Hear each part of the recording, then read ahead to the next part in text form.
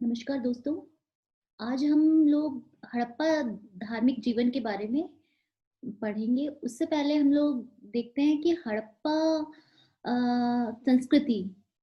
का भारत में कब उद्भव हुआ और उससे संबंधित कुछ महत्वपूर्ण तत्व, उसके बाद में हम उसके धार्मिक जीवन पर चर्चा करेंगे। तो इससे पहले देखते हैं कि जो हड़प्पा संस्कृति है, उसका जो टाइम पीरियड है, उसमें उसमें बहुत सारे जो विद्वान हैं, उन्होंने उसका टाइम पीरियड अलग-अलग तरीके से निर्धारित किया है, अलग-अलग पैमानों पे निर्धारित किया है। और जो ज आज एक सर्वमान्य तथ्य ये है कि जो हड़प्पा संस्कृति हम देखते हैं, जिसके बारे में हम पढ़ रहे हैं, वो अचानक से कोई नगरीय संस्कृति नहीं बन गई, बल्कि इसका धीरे-धीरे उद्भव हुआ है। पहले ये अपनी प्राइमरी स्टेज में थी, उसके बाद में मैच्योर हड़प्पन संस्कृति आई और उसके बाद में इसका डिक्लाइन होना शुरू हो गया, जिसको कि लेटर हड़प्पन संस्कृति कहा जाता है। तो 3 फेजेज़ के अंदर ये संस्कृति है। पहला अर्ली अर्ली हड़प्पन कल्चर, दूसरा सेकंड स्टेज है इसका, जो कि सबसे ज़्यादा जिसमें हम अर्बन सिविलाइज़ेशन की बात करते हैं, ये अर्बन सिविलाइज़ेशन थी, इसकी बात कर रहे हैं। ये जो अर्बन सिविलाइज़ेशन के जो एलिमेंट्स हैं, वो हमको मैच्योर हड़प्पन एज में दिखाई देते हैं। और उसके बाद में जब हड़प्पा संस्कृति का धीरे-धीरे डिक्लाइन होना शुरू हो जाता है, उसका पतन होना शुरू होता है, तो जो टाइम वो जो काल है, वो लेटर हड़प्पन एज के रूप में माना जाता है। तो इसका जो टाइम है, मुख्य रूप से वो है 2600 से लेके 1900 बीसी के आसपास के लिए। 2600 बीसी से 1900 बीसी के आसपास। हालाँकि इस जो हड़प्पन संस्कृति है, उसके बारे में ये कहा जाता है कि ये संस्कृति अपने लेटर ऐज के बाद में खत्म नहीं हुई थी, बल्कि ये और ज़्यादा प्रचारित-प्रसारित हो गई थी और उसके जो मूल जो एलिमेंट्स थे, मूल तत्व थे, वो और संस्कृतियों में घुल-मिल गए थे। तो हड़प्पन संस्कृति का ये जो विस्तार है, अब जो लेटर ऐज में हम विस्तार देखते हैं, इसके बहुत सारे तत्व हमको बाद की संस्कृतियों में भी दिखाई देते हैं। जब हम हड़प्पा संस्कृति के धर्म की बात करते हैं, तो धर्म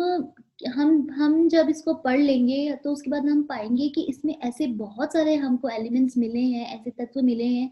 ऐसी अवधारणाएँ मिली हैं और ऐसे देवी-देवता मिले हैं जिनका कि बाद के जो काल हैं, उनमें भी बहुत ज़्यादा रेलेवेंस रहा है।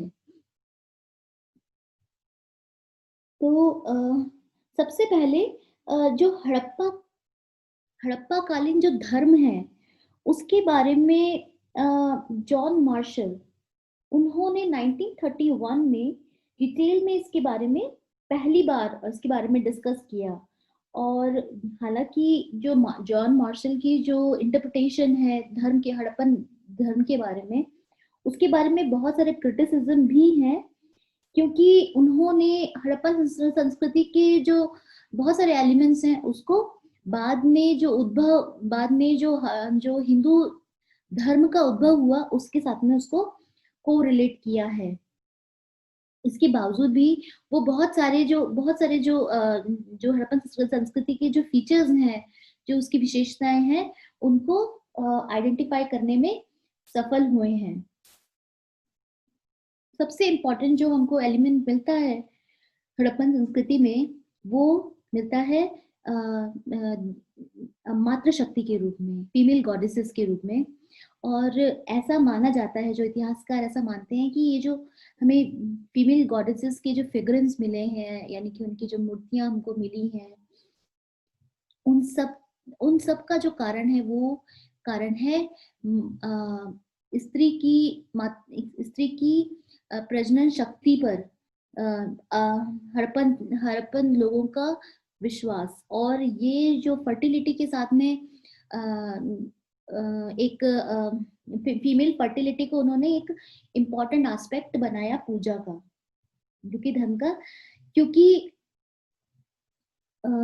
हमें और हम इस बारे में इसलिए बात कर सकते हैं, क्योंकि हमें एक तो बहुत सारे टेराकोटा फीमेल फिगरेंस मिले हैं, जिनको कि मदर गॉडेसेस या मातृ शक्तियाँ कहा गया है। और साथ ही साथ में एक इम्पॉर्टेंट एस्पेक्ट वो ये है कि जब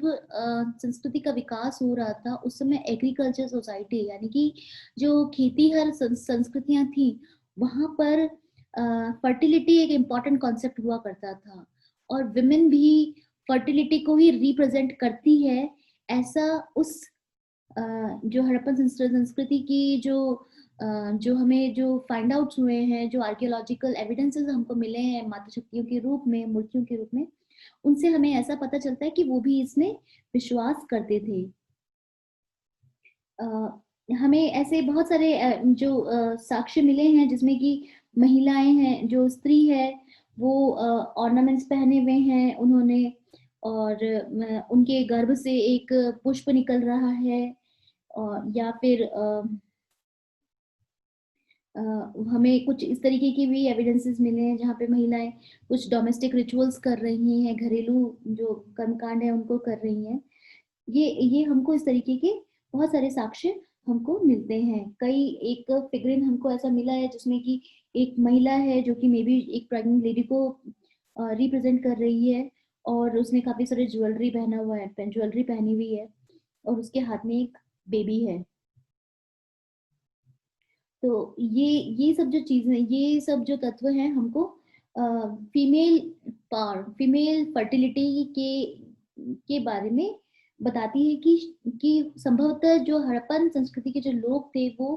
फीमेल फर्टिलिटी में बहुत विश्वास करते थे और हमें इसी तरीके के बहुत सारे फीमेल फिगरेंस हमको जो हड़प्पा संस्कृति के प्रोमिनेंट साइट्स हैं, जो उनके प्रोमिनेंट स्थल हैं, वहाँ पर हमको दिखाई देते हैं, जैसे मोहनजोदारो, हड़प्पा, बनावली। यहाँ पर इस तरीके के हमें बहुत सारे एविडेंसेस मिलते हैं। इसके अतिरिक्त हमको एक और हमें सील मिलती है जिसपे कि एक पुरुष ध्यानावस्था में बैठा हुआ दिखाई देता है और उसके चारों तरफ उसके उसके एनिमल्स हैं उनके आसपास में एलिफेंट, राइनोसोरस, वाटर बफेलो और टाइगर ये चारों एनिमल्स उसके पास में बैठे हुए हैं और वो ध्यान मुद्रा में है। तो इससे जो मार्शल है और जो बात के जो अन्य इतिहासकार हैं उन्होंने ये अनुमान लगाया है कि संभवतः ये महायोगी है कोई और इसको इसको प्रोटो शिवा या पशुपति माना गया है। इसके अतिरिक्त एक और जो एस्पेक्ट है फीमेल फर्टिलिटी से जुड़ा हुआ और फर्टिलिटी से स्पेशली जुड़ा हुआ वो ये है कि मेल और फीमेल क्रिएटिव एनर्जी जो मेल और फीमेल की जो क्रिएटिव एनर्जी है उस उसको वर्शिप करना, उसकी पूजा करना और इसका प्रमाण हमें बहुत सारे जो लिंग और योनि जो हमें मिले हैं वो अलग-अलग जगहों से उनसे उससे हमें इनकी जो विश्वास है उनका पता चलता है। इसके अतिरिक्त हमें बहुत सारे जो कॉपर टैबलेट्स हैं, सीड्स हैं, इन सब पे हमको पेड़-पौधे जानवर, पशु इन सब के हमको डिपिक्शंस मिलते हैं, इनका चित्रण मिलता है जिससे हमें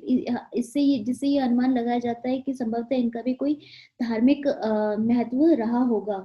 जैसे पीपल जिसको आज भी हम बहुत पूजते हैं, उसका बार-बार सीलों पर रिप्रेजेंटेशन ये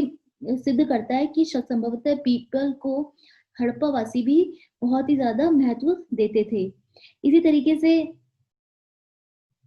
अ, एक हमको सील मिलता है जिसमें कि अ, एक एक फिगर निकलता है पेड़ों के बीच में से जिसे कि ट्री स्पिरिट के नाम से जाना गया है जो कि पेड़ों का देवता यानी कि वृक्ष देवता के रूप में माना जाता था। इसी तरीके से मोहनजोदाड़ो से भी हमको एक सील मिली है जिसमें कि 7 फिगर्स दिखाए गए हैं जो कि पीपल के पेड़ के सामने खड़े हैं और ये जो पीपल का पेड़ है उसके सींग हैं। हालाँकि ये क्लियर नहीं है कि ये जो फिगर्स हैं वो मेल हैं या फीमेल हैं, लेकिन ये 7 है नंबर में और इससे ये कई जो इतिहासकार हैं वो ये मान के चलते हैं ये सप्त ऋषि या सप्त देवियाँ थीं। इसी तरीके से हमें सीलों पर देवी इस हमें हमें कुबड़ रहित बैल और कुबड़ वाले बैल, इन सब का डिपिक्शन मिलता है। सांप का डिपिक्शन मिलता है, एलिफेंट्स का, राइनोसोरस का,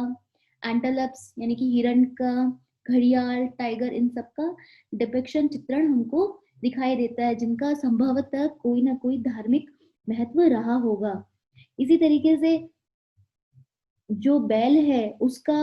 उसका भी एक महत्वपूर्ण स्थान इसमें दिखाई देता है, क्योंकि हमें बहुत सारी जगहों पर बुल के जो बुल के जो बैल है उसके मूर्तियां हमको मिली हैं, स्टैच्यूज हमको अलग अलग जगहों पे दिखाई दिए हैं, जिनमें से एक तो बहुत ही प्रोमिनेंट है टेराकोटा बुल, जो कि हमें मोहनजोदारो से मिला है। इसी तरीके से कई ऐसे फिगरेंस भी मिले हैं जिसमें कि आधा मानव और आधा शेर का शरीर, कंपोजिट एनिमल्स जिनको कहते हैं, वो हमको मिले हैं। और साथ साथ में हमें यूनिकॉर्न्स भी हमको कई जगहों, कई सीलों पर दिखाई देते हैं, जिनका भी संभवतः कोई धार्मिक या मैथोलॉजिकल महत्व रहा होगा। इसी तरीके से कुछ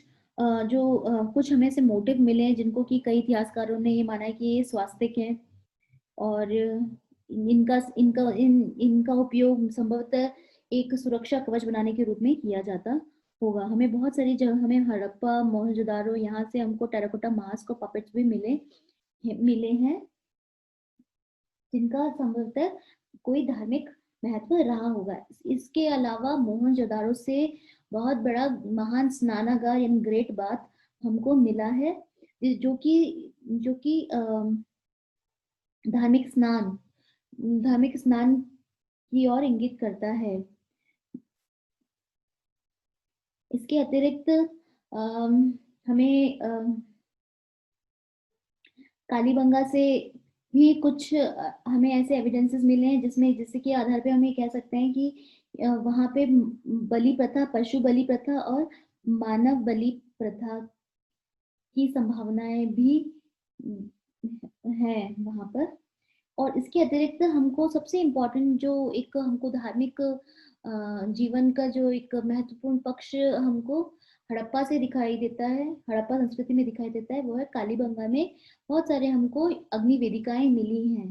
जिससे हमें ये पता चलता है कि वहाँ पे कुछ ना कुछ धार्मिक गतिविधियां होती रही होंगी। आज के लिए इतना ही। धन्यवाद।